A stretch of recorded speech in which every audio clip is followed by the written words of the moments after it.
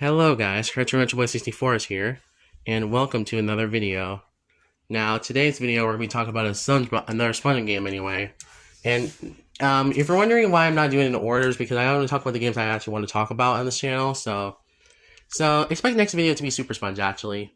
Like Super Sponge for PS1 and Game Boy Advance, so I know I said I would do a Game Boy. I would do like a separate video about the handheld versions of Sponge console games, but I guess I'll make an exception for Super Sponge because since they're both exactly the same game except for differences overall. But anyway, I think it's funny how this Sponge game was made by a different company instead of Heavy Iron Studios. This game was made by Blitz Games basically, who made also the Fairy Odd Parents games Breaking the Rules and Shadow Showdown, which are pretty popular games in the Fairy Odd Parents fandom. But this game is also known for being the most creative, most unique Spongebob game of the franchise overall, because it has different gameplay styles in one package, in each level, basically. So that's why it makes it the most weirdest and most unique Spongebob game out there, honestly, and the most creative one too as well. So what game I'm talking about today, basically? Well, it's a very popular Spongebob game that people like to talk about a lot on YouTube, basically, or at least people say that they like a lot of it. Creature from the Krusty Krab. Honestly, Creature from the Krusty Krab is a very interesting, fascinating game overall because I did play this game for the Wii back in the day. At least not back in the day. I played it back in 2016, and I remember thinking it was a pretty great game. I thought it was a really good game overall, and I really liked it a lot. I mean, I thought this game was really good, honestly, in my opinion, back in 2016. Just that 10 years later, I have replayed the game, and how I feel about it, well, I'm gonna have to be like real honest with you. I don't think this game holds up like all the time, honestly. Because I think that there is a better Spongebob game that has different gameplay styles in one package, honestly. That being, Cosmic Shake, honestly, which I think it was a more experimental title than Creature from the Krab, honestly. So bear with me, honest, when I say that. Honestly, I think that also, Creature from the Krab has a very interesting history because originally this game was supposed to be called 40 Links, and it was supposed to be like a different game in general, honestly, with 7 levels. With also mini games as well, and different cross saves, bonuses, and stuff like that. But thankfully, that game was scrapped entirely, and we got we had a separate game. We have a different game in general, honestly. And I think Creature from the Krab is still a pretty good Spongebob game, honestly. A pretty good, like 9 out of 10 Spongebob game, honestly. Because there is a lot of good positives in this game, but there's also some negatives that push it down to not be an S tier, honestly. And I prefer the GBA version of this game entry instead, honestly. Yes, I know. It's crazy that I prefer the GBA version over the console game, but sometimes the handheld version can be better than the console game sometimes, honestly. Because certain licensed games can be better. Sometimes handheld versions of licensed games can be better than the console game, honestly, which is kind of crazy to think about. Am I getting Crew Critical over one Spongebob game? Yeah, maybe I am. So, also, Creature from the Krab came out on PS2, GameCube, and Wii. I have both the GameCube and Wii version, but not the PS2 version because I don't have a PS2 yet. Or I'm not going to buy one because I feel like that buying a PS2 game for Spongebob games is kind of not good, honestly, in my opinion. And I also don't want to get like some... And I have heard Red Dead Redemption Judgment also has some weird glitches in the PS2 version, I heard. So that's kind of interesting. Whatever. Anyway, I think that it's also interesting that this game also came out on Game Boy Advance, DS, and PC. And they're very different from the console game as well. But if you're wondering what's the best version for me, honestly, is the Game Boy Advance version. Because I think the Game Boy Advance version is more tighter and more fast-paced than the console game does. And it also has better gameplay styles overall. Because I like the short length of the game more than 9 hours of playing the console game, honestly.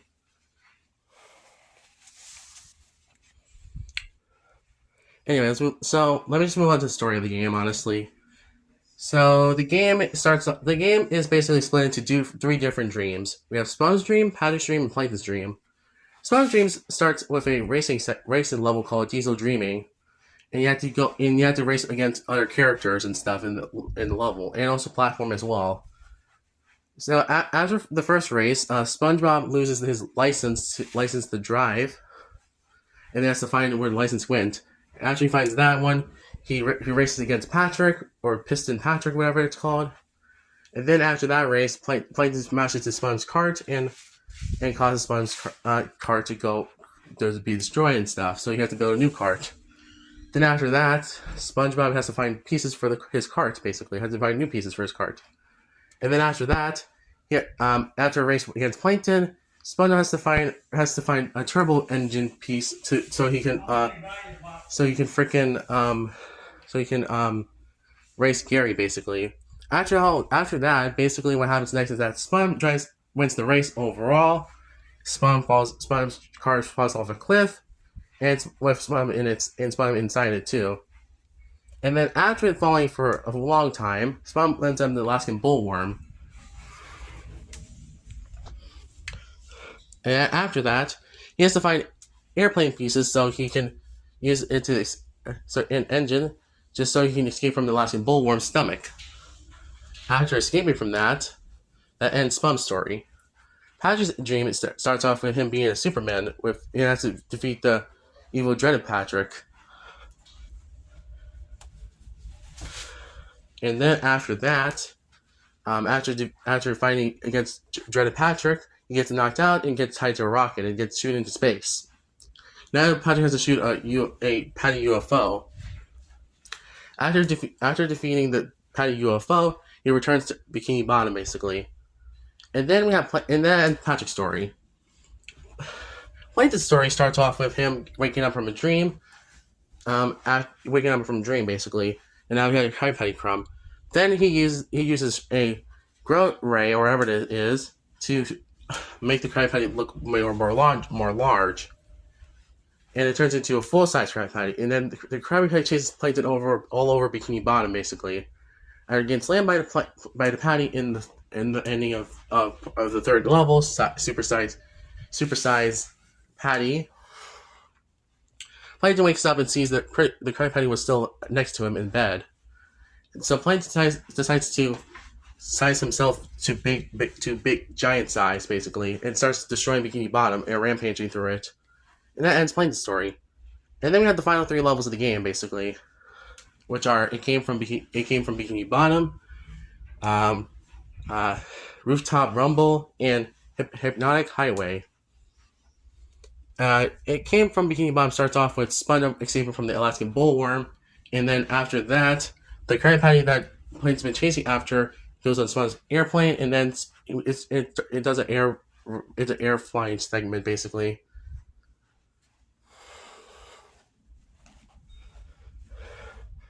And so you had to dodge Plankton, and then in 8th level, Rooftop Rumble, Patrick returns to Earth on his rocket, and then sees Plankton has SpongeBob in his hand, and his airplane in his hand.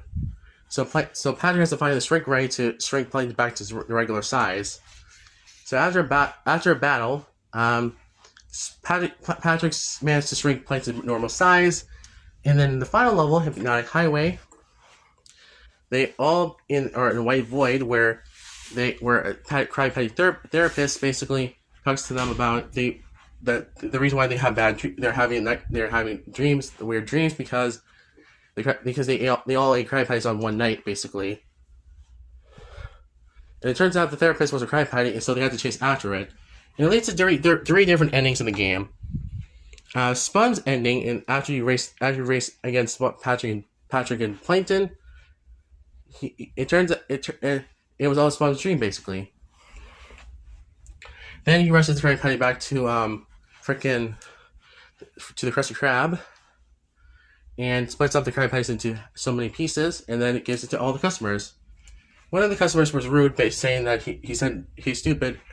I said it about relish, and then SpongeBob saw that everyone had shells on their backs, Gary shells.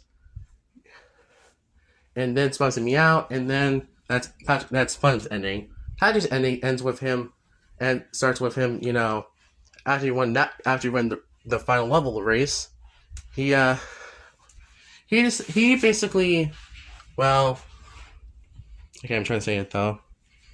Well, he basically, so people are celebrating that Patrick won the race, basically.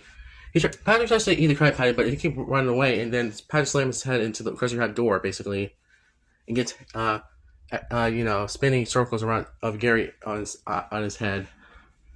Plankton's ending starts with him winning the race, and then basically he has his own Krab Patty empire, and the Krab Patty shows up and says, "What the Patty wants, the Patty gets," basically, or whatever it said.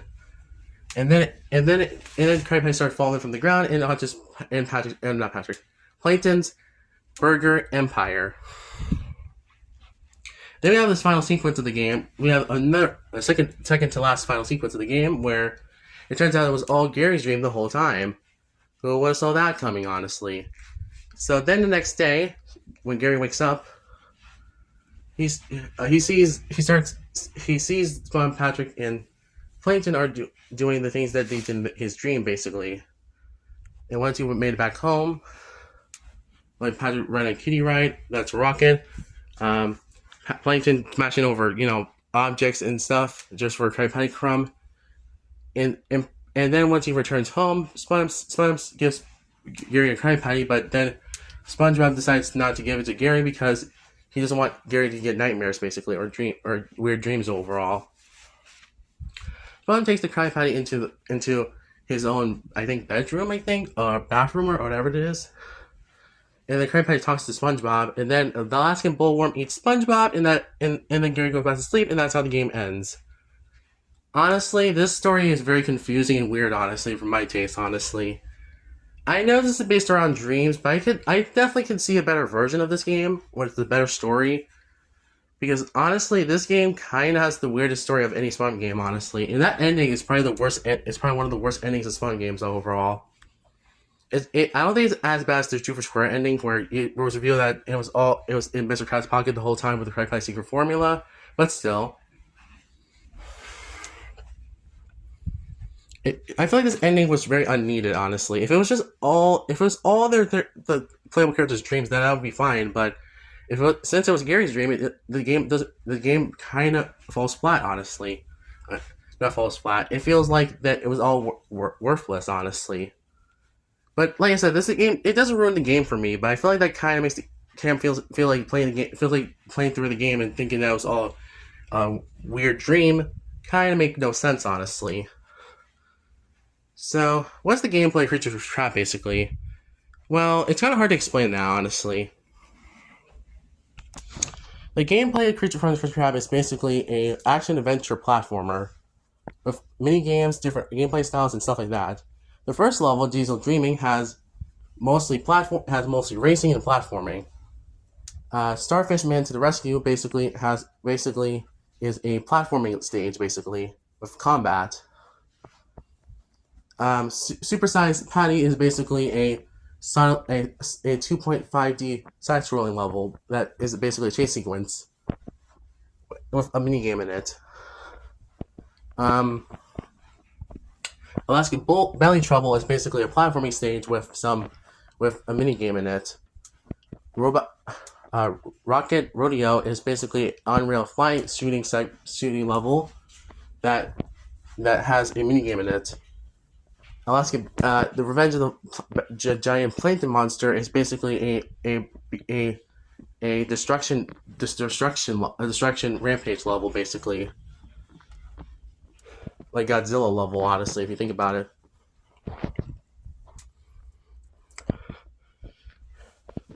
It came from Bikini Bottom as another Unreal Flying level, anyway. Also, yes, Revenge of the Giant Plankton Monster has another minigame, anyway. Then the 8th level, Rooftop Rumble, is basically a boss battle level. And then the final level, Hypnotic Highway, is basically a racing segment of the game. It depends on which character you choose that actually has the ending overall. And you need enough sleepy seeds to unlock Patrick and Plankton, basically. So that's interesting.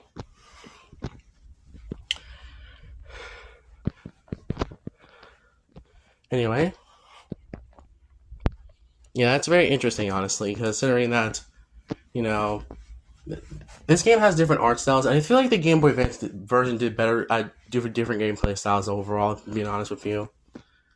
I know that's because it's not because I prefer GBA ports of console games, but I feel like that this is the only exception to the rule, honestly.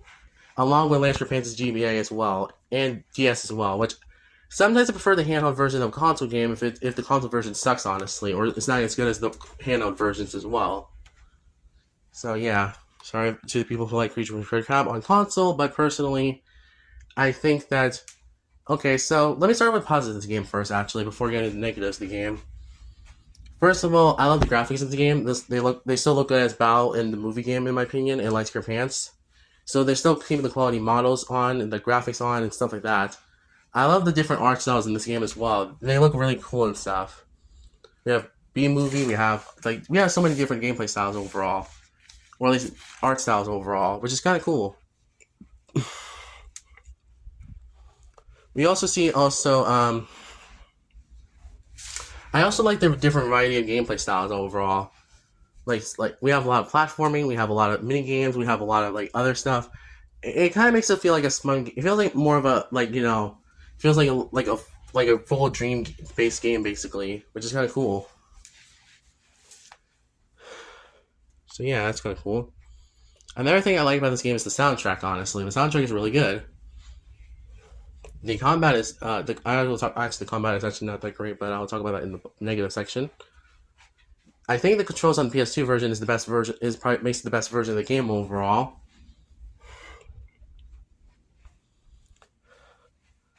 So yeah, that's kind of cool. Also, this game was originally supposed to be on Xbox, PS3, Xbox 360, and PSP basically, which is kind of weird that it was not on those consoles. Honestly, if I'm being honest with you. But oh well, I guess you can't expect too much from these. You can't expect too much from companies nowadays. Honestly, you can't expect too much from licensed games companies overall. And I think I also know why they also canceled those ports because since the game was originally full screen format, not in full widescreen format, even though they could have easily done something similar to this one movie game where you could have easily made the Xbox version be the widescreen edition, and then also same with Xbox 360 and PS3 version, just squash the game into widescreen format, like they did with the Swan movie game on Xbox, original Xbox. And for a PSP version, it could have been like a downgrade compared. It could have been like a PS2 version, but except in lower quality overall. But oh well. Anyway, another thing I like about this game overall, I do like the different play. I like SpongeBob, Patrick, and Plankton as playable characters. They have their own unique moveset, and I really like that a lot. Honestly, about this 3D duo or trio of characters. I wouldn't say it's as immersive as one the Bounty Bottom in the movie game, and even Cosmic Shake and Tides of the Tide. But oh well, I guess.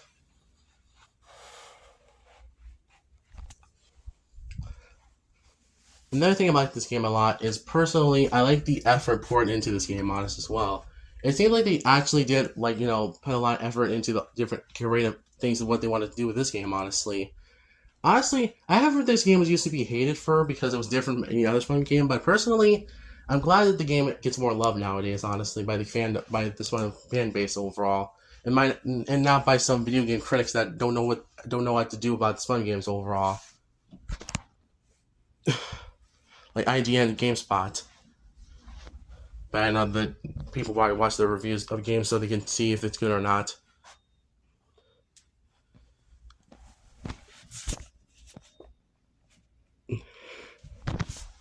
Anyway. So yeah, overall, oh yeah, here's my problems with the game though, however. First of all, the game is way too long for its own good when it comes to level-wise.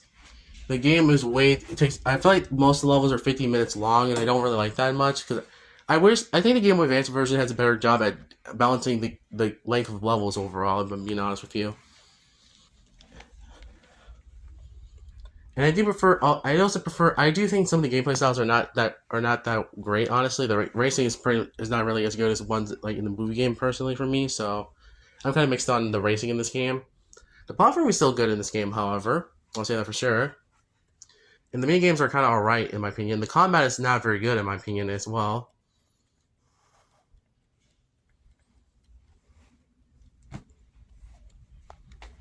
Another thing this game does is personally, like, try to be... Another thing this game also has fails at, personally, is the ending. I think the ending kind of takes a little bit of the game a little bit from being the best fun game out there, or even one of the best fun games out there, or even S tier as well. Because honestly, I prefer the ending of Truth or Square on console, and even Boney Bash ending as well as too. But honestly, it's not, like I said, the ending is not like the worst thing the game does, but still. Some sections of the level kind of take, some of the sections of the level in this game kind of take way too long to happen, honestly. Which I know I know I'm being a little picky right there, but still, that's just my opinion though. And finally, I think the final problem I have with this game is that I personally think that they could have balanced out the gameplay styles overall, like all the gameplay styles, so that it could be like its own different gameplay style throughout each level. Like Atlantis Princess did, basically.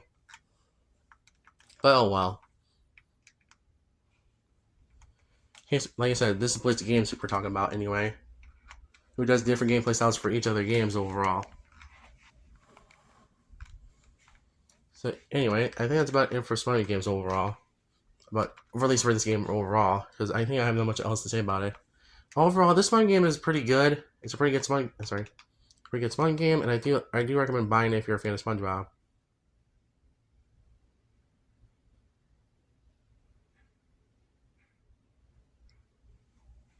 Like I don't know what the reception of this game is, but personally, I think this might be one of the best console games out there. Honestly, in my opinion, of course, I would definitely put it in A tier next to Boney Bash and Truth or Square, basically my ranking. Honestly, so yeah, that's kind of cool. Thank you guys for watching. I'll see you guys next time. And also, my final score of KRUSTY on console is getting it 9 out of 10, basically. It's originally a 6, but I think that I think that was being a little too harsh to the game overall. So yeah, sorry about that. Overall, this one game is really fun. I think it's creative, it's fun, it's immersive. It may be different, but I like the different approach here. And overall, it's a fun game, honestly. I do wish that other shows that based on my other favorite shows can actually do other different games, honestly. Because imagine if there was like imagine if there was a My Little Pony game that was based like that were like this was that would. Imagine if there was a My Little Pony game that was like this one, but better. Honestly, I can imagine that game would have been much better than this game. Honestly, so yeah. Overall, KRAB is getting a 9 out of 10, A tier. So thank you guys for watching. I'll see you guys next time, and I'll see you guys in for the next video. KRUSTY Boys out.